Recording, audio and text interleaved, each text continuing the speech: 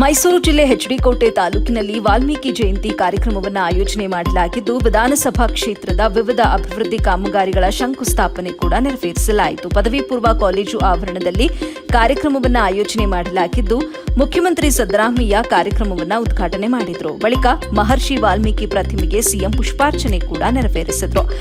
443.35 ಕೋಟಿ ರೂಪಾಯಿ ವೆಚ್ಚದ ಕಾಮಗಾರಿಗೆ ಸಿಎಂ ಸಿದ್ದರಾಮಯ್ಯ ಶಂಕುಸ್ಥಾಪನೆಯನ್ನ ನೆರವೇರಿಸಿದರು. ರಿಮೋಟ್ ಬಟನ್ ಒತ್ತುವ ಮೂಲಕ ಕಾಮಗಾರಿಗಳಿಗೆ ಮುಖ್ಯಮಂತ್ರಿ ಸಿದ್ದರಾಮಯ್ಯ ಚಾಲನೆ ನೀಡಿದ್ದಾರೆ.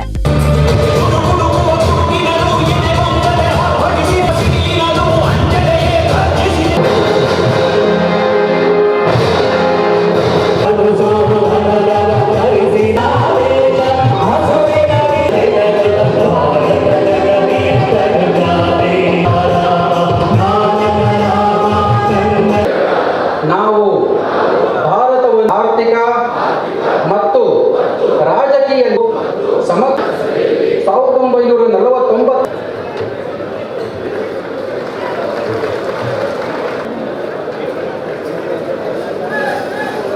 ಮಹಾಕಾವ್ಯವನ್ನು ಸಂಸ್ಕೃತದಲ್ಲಿ ರಚಿಸುವ ಮೂಲಕ